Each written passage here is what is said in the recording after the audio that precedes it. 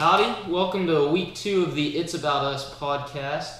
Kind of a busy week for the two of us. We'd like to do 2 shows a week, a preview and a recap show. But earlier this week, Mitch, my friend, was a little busy setting up breakaway at Kyle Field, so we're going to condense that post-week show into this week's preview show. Yep. Works out well for us because week 2 is a pretty weak slate of games. It really is. So let's go ahead and break down what happened last week in a busy week college football, perhaps the best opening week we've ever seen. The SEC struggled a little bit. Tennessee, Mississippi State. We had some upsets. Yep. UH over OU. Mm-hmm. A lot of fun. Let's get down into it. We'll start with the SEC. Yeah, absolutely.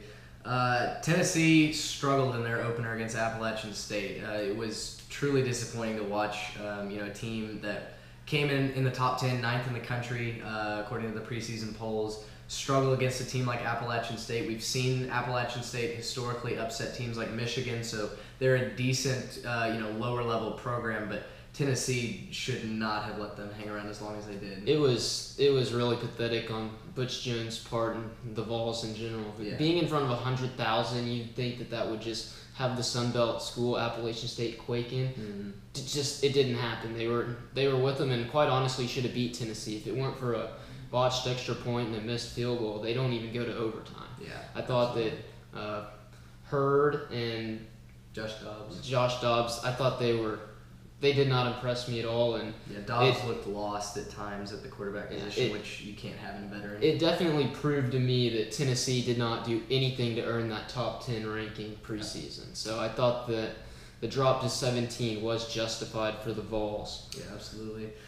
South Carolina played Vanderbilt. Vandy looked okay initially on defense. It was a tight game. South Carolina did end up pulling it out. Like I predicted, Perry Orth, I think, was the difference in that one. But a defensive battle on both sides just came down to really who had the better offense, and that was South Carolina. This South Carolina team's not very good. I think everybody will tell you, if you listen to 5 minutes of the Paul Feinbaum show, if they talk about South Carolina at all, they'll tell you this is not a very talented South Carolina Gamecock team, and Will Muschamp doesn't have much to work with. Mm-hmm. So the fact that they went into Nashville and beat the Commodores, who, we don't talk about Vanderbilt as being a powerhouse by any stretch of the imagination, they're still much more talented than South Carolina, and we projected it correctly, and the Gamecocks came out on top. Yeah, what we didn't get right was Mississippi State falling to Southern Alabama in their home opener. That was a truly embarrassing performance for the Bulldogs. I don't get it. I don't even know how to put it into words. It's just like Appalachian State beating Michigan. It's embarrassing for everybody involved, and like Stingray said, he doesn't even know what to say. It's just a sad day for everybody in Starkville. Yeah, Mississippi State couldn't get anything going offensively, falling 21-20 to the Panthers. Mizzou at West Virginia. West Virginia handled Mizzou relatively easily. It wasn't too much of a contest. Not much exciting to talk about there. Just like we said, Mizzou's not a very good team. Skylar Howard took care of business, and Mountaineers rolled. LSU lost at Wisconsin, or in Lambeau, I should say.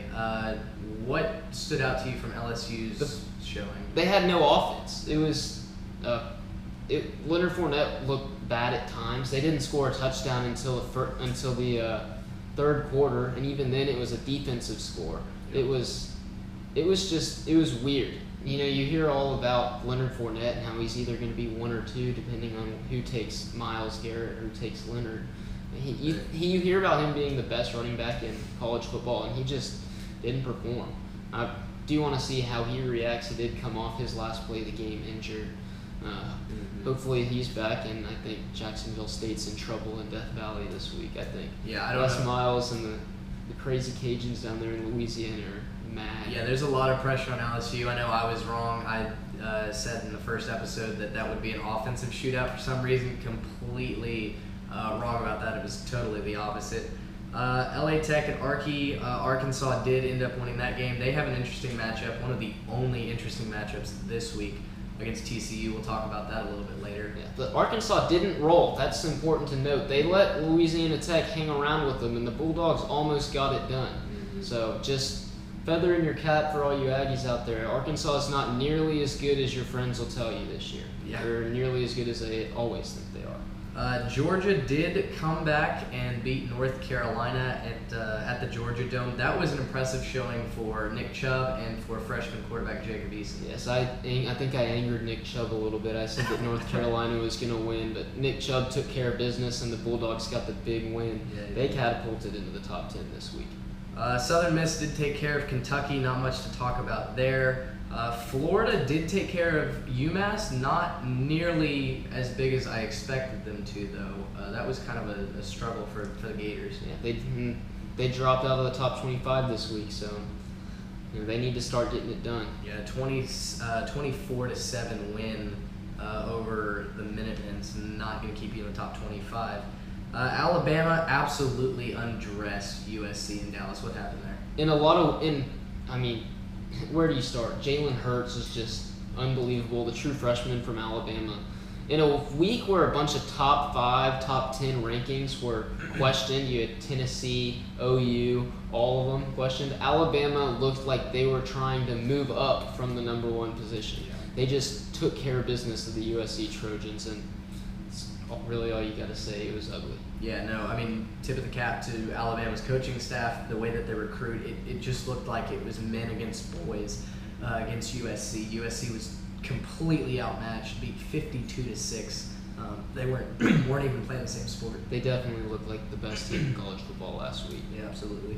Clemson and Auburn. Auburn did hang around with Clemson for a little bit. Clemson obviously pulled it out. They retained the number 2 ranking, but Auburn looks like a decent team this year. They do. Auburn, we kind of discredited them a little bit and said they weren't very good. Gus Malzahn and his Tiger team looked really good last week against the Tigers from Clemson. Yeah, it's going to be a tough first road game for the Aggies next week when Texas A&M goes to Auburn.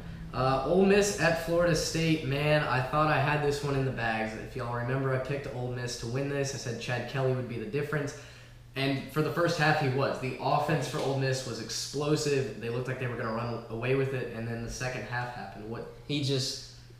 It all fell apart. It was almost like Texas A&M in 2011. I don't want to talk about it very much, but the wheels just fell off, and Francois just looked like a stud. I think it was Jameis Winston's halftime press conference. Yeah, halftime speech that got it done for the Noles. But they also looked good in that second half. They were shaky at times, but they came out and did what good teams do, and they found a way to win. Yeah.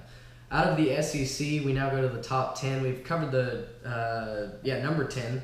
Notre Dame versus Texas, and we both picked that one incorrectly. We said that Texas had to come out and prove themselves, and I think, unfortunately, they did that. I think, honestly, watching that game Sunday night, I was very impressed by the Texas Longhorns. They looked really good for a team that was, is not very good. I don't think they're very good. I also think Notre Dame might be a little overrated. Notre Dame returned 9 starters from last year, had a quarterback controversy. That kind of showed in the first half a little bit when they tried to play Malik Zaire. It didn't work out. But you got to give credit where credit's due, and the Longhorns won that game. Do they deserve to be ranked 11th in the nation now? No, but it's preseason polls. It'll all work itself out. Yeah, freshman quarterback Shane Buechele, 16 of 26, 280 yards, 2 touchdowns. He was a big part of the win for Texas. He looked good, and I thought that Charlie Strong really handled his 2 quarterback situation really well. Buechele, obviously the passer, Tyrone Swoops, the runner, and he's a tough guy to bring down. Yes. Notre Dame couldn't get it to the ground. Texas definitely is a team to watch now, for sure. We talked about Tennessee. Number 8, Stanford, like you predicted, Christian McCaffrey just ran over the Wildcats. Yeah. Christian McCaffrey does insane things. If you have a chance to stay up late, not this week because they're off, but when they play 2 weeks from now, try and stay up and watch Christian McCaffrey. He's a stud. He does absolutely disgusting things on a football field, and he's probably the best player in the country. Michigan blew the doors off of Hawaii. Ohio State struggled a little bit early against Bowling Green, but pulled away. Can you call it struggling? I definitely think that Michigan and Ohio State showing that the Big Ten is definitely back to the Big 2, Little 12 thing that they used to have going on in the 70s. And neither of those teams really have a tough schedule this year either. So Michigan doesn't have a test till like their 8th game of the year when they go to East Lansing, and even then, the Spartans aren't nearly as good as they used to be. Yeah. Last game in the top 10 to talk about was OU versus Houston. Houston pulling up the upset. I picked that wrong. I thought Baker Mayfield would lead OU to a victory, and they just didn't. Greg Ward Jr., he's the X factor, and Tom Herman continues his coming out party. UH, from now on, has a very easy schedule. They really do. They could win out. They are going to be knocking on the door of the college football playoff come the end of November. They're going to be knocking big time. Absolutely. And then we'll go ahead and talk about the Aggies. What a big game. I would say a fun game. It was really nerve-wracking. Yeah. The Aggies blew a 15-point lead in the fourth quarter, went to overtime with UCLA. Mm-hmm. I thought the Aggies played really well. I thought the offense was suspect at times, especially in the second half for the most part. Yeah. But Trevor Knight, he looks shaky at times, but he's definitely going to be able to build on it this week against Prairie View, and they've got some things to tune up before they go to Auburn, and luckily they have this week to do that. Yeah, absolutely. I thought the key to the game, which we actually talked about, was turnovers. Josh Rosen throwing 3 interceptions just absolutely killed a couple of UCLA drives, including one at the very end with about a minute left when it seemed like UCLA was knocking on the door and was going to end up pulling that game out. Justin Evans really led the defense. I mean, Josh Rosen, very uncharacteristic this week. 3 interceptions, only 1 touchdown. UCLA drops out of the rankings. A&M jumps in to number 20. Yeah. So we'll go ahead and preview the game with Prairie View A&M. Is there much to preview? There's not a ton to talk about. I think what you said is what I'm looking for, is the gelling of the offense. Against a team in Prairie View, which admittedly did just win their first game against Texas Southern. That doesn't really matter. The Aggies have a very solid offense if it all gels together. The talent's there. All the pieces are in place. If Trevor Knight can consistently complete the passes, I think our running game looked solid last week. I think it'll all take care of itself. I really liked our running game. I would like to see James White get a few more carries, get a little better. Keith Ford looked great, averaging over 4 yards a carry. Trayvon Williams was an absolute monster. I think our offense can do disgusting and just really rude things to this Prairie View A&M team. But what I really want to watch is I want to see Myles Garrett just go insane. I saw something on Twitter today. Myles Garrett's going up against the left tackle. He's from Prairie View. The guy is 6'2", 270. Oh my. It's really small. Yeah. But Myles Garrett is 6'4", 275. Yeah. So plus with the speed advantage that he has, it could be ugly, and there could be a lot of quarterback on the ground pulling turf out of his face masks this week at Kyle Field. Yeah. We could see glimpses of the Wrecking Crew again. I know that we tried to get that chant going in the student section. Didn't totally work. I liked it. The defense looked good for sure. Definitely. So we'll go ahead and break down this week's really boring slate of games. Like I said earlier, we had a really fun week. A lot of big games last week. The biggest opening week in college football history. For our second round of college football, we've got games like number 9 Georgia versus Nicholls State, 11 a.m. Central Time on the SEC Network. Nick Chubb doing Nick Chubb things again. Yeah, it's going to be brutal. Just a running attack that's going to. I really think all these games are going to be ugly. I mean, if you look at our picks, there's only one game where we're different. Kentucky plays Florida at Florida this week. The Swamp's going to be loud. 2:30 on CBS. That's the best game out of the SEC. That deserves our prime time. Okay.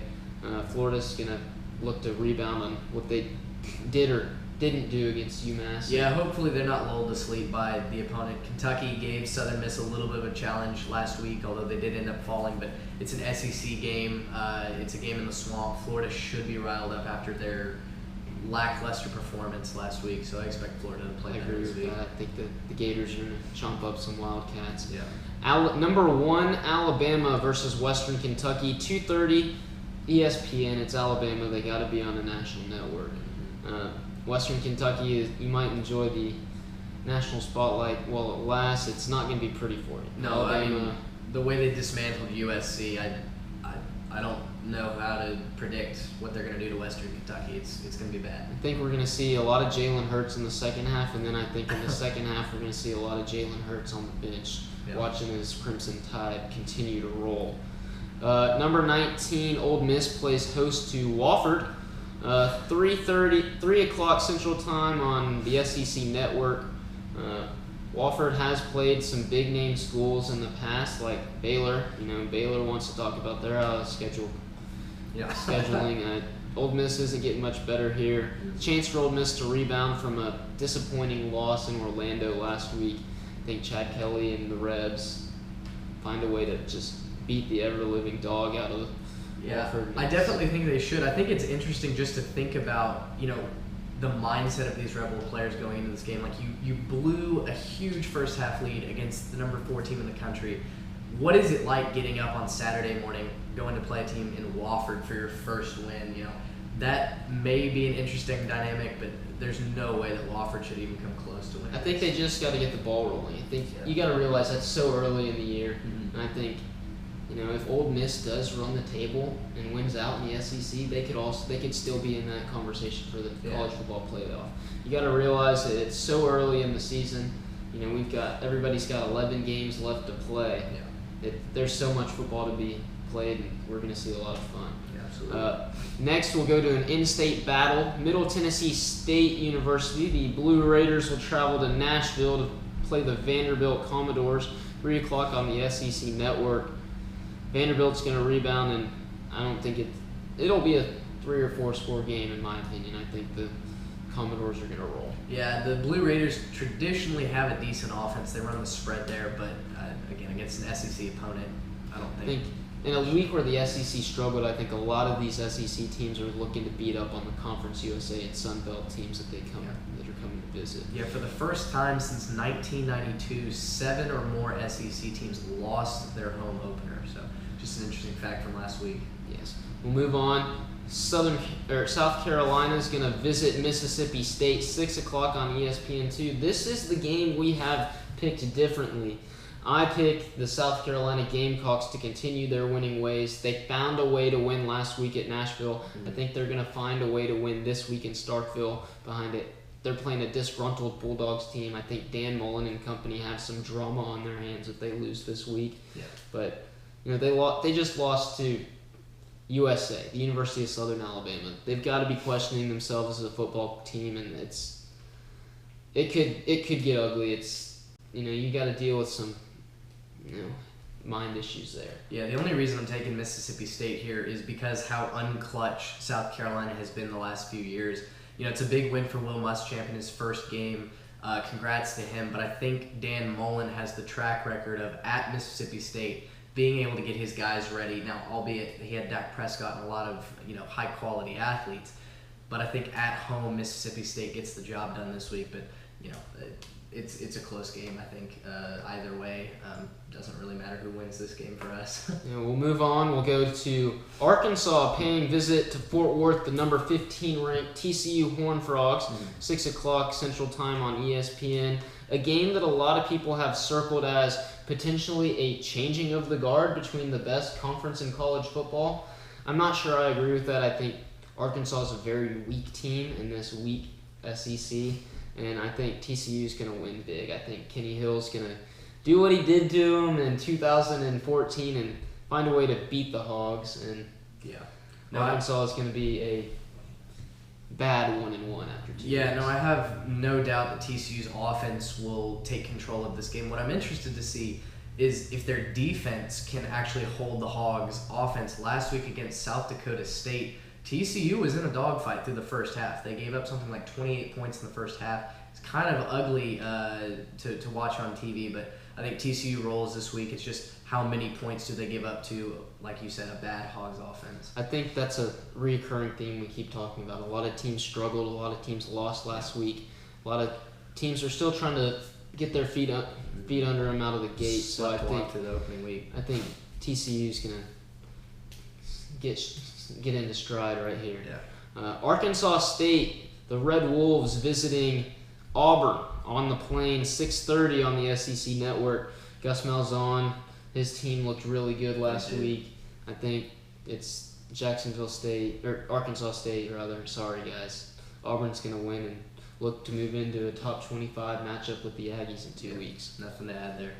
All right, we'll go to Jacksonville State, facing number 21 LSU, 6:30 on ESPNU.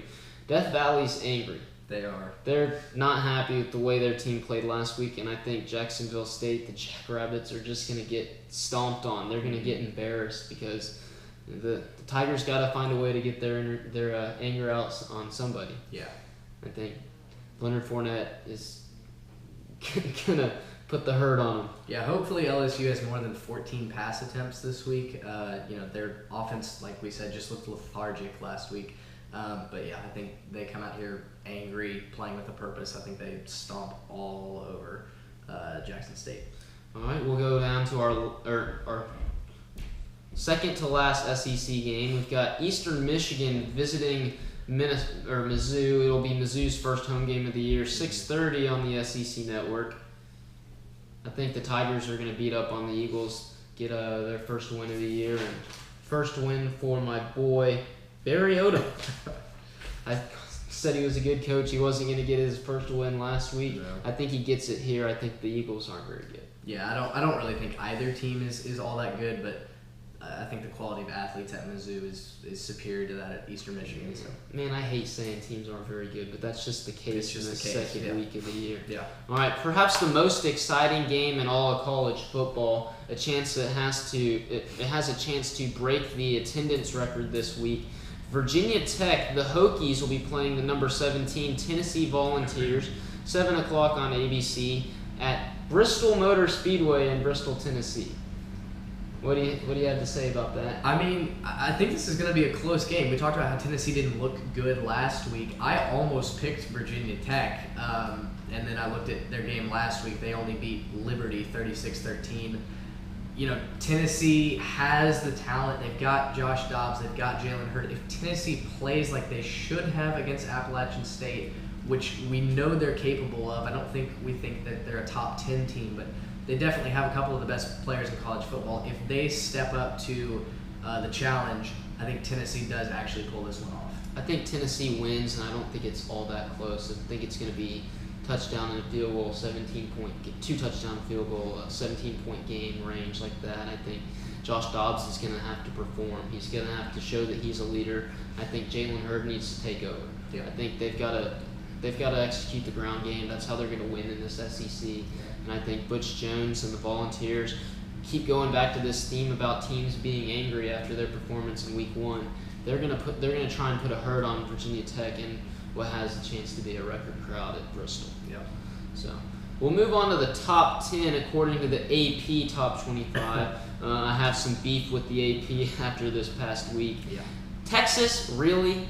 From unranked to 11? Seems like a bit of a jump. It's a bit of a jump, but that's not the biggest jump. We've got Wisconsin jumping from unranked into number 10. Yeah. They are at home this week against Akron, 2:30 on the Big Ten Network. Akron, did the Zips do anything? No, they don't. I think Camp Randall Stadium's just going to be going off. Yeah. They're going to be excited after last week's win. It'll be a big win. It's exciting. I don't think Wisconsin's a top 10 team. Like we keep saying, the polls will work its way out. Yeah.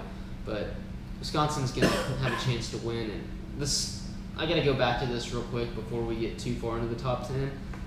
If Texas wins this week big against UTEP, they have a chance to move into the top 10. They do. We could be talking about Texas as part of our top 10 preview next week, and I'm not a fan of that at all. I don't think that's in a good place. Yeah, no, definitely not. Move on to number 8, Washington at home this week against the Idaho Vandals? The Vandals. The Vandals.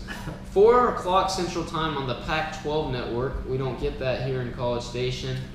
Huskies are going to take care of that gold team from Idaho. Yeah, I think it's Idaho's from Idaho. It's That's all you need to know. I feel like we're not doing enough to preview these games, but at the same time, what can you talk about exactly?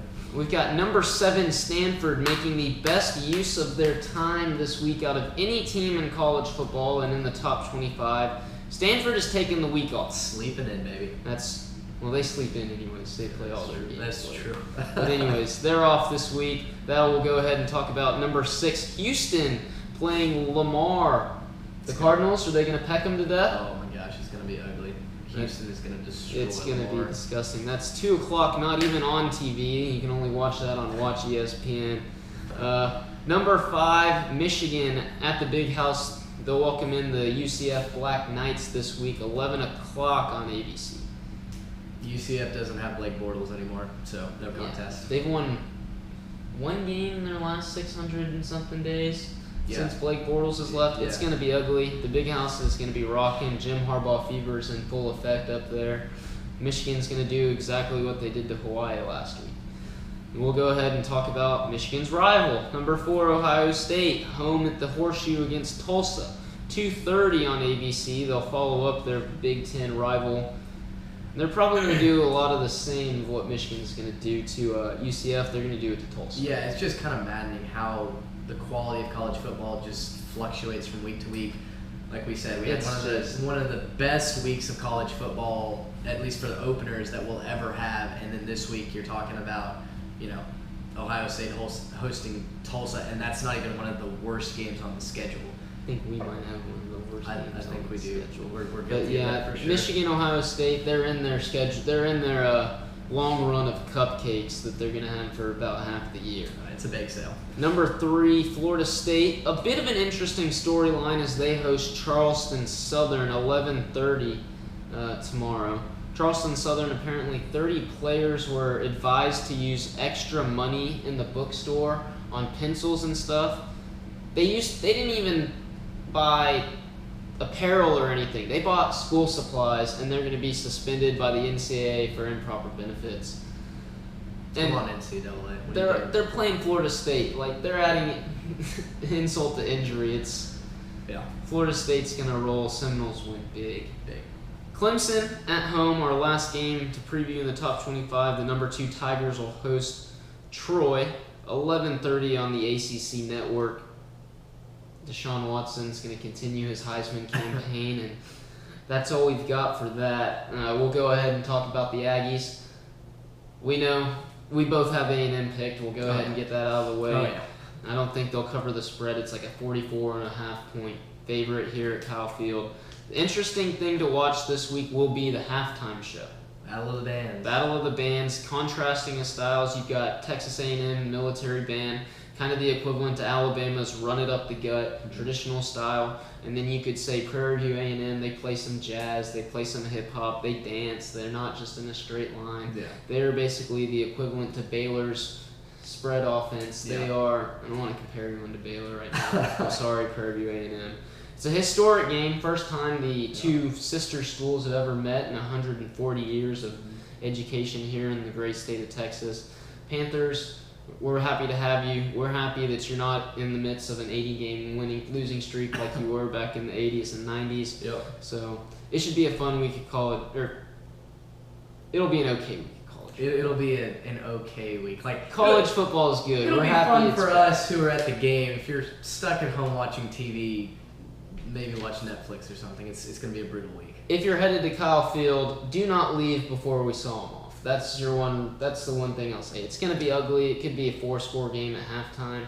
Stay for us to saw them off in the third quarter. Then you can get off and go to your tailgates and do whatever. There you go. So I think that just about does it for us here on the It's About Us show. Just buckle down, get ready. The NFL starts this week. It started yesterday. Von Miller and the Broncos took care of business. Von Miller, baby. Football's back. We're in full full swing. Yeah. Fall is here. I'm excited. All right. We'll see you guys next time. Thanks and gig 'em.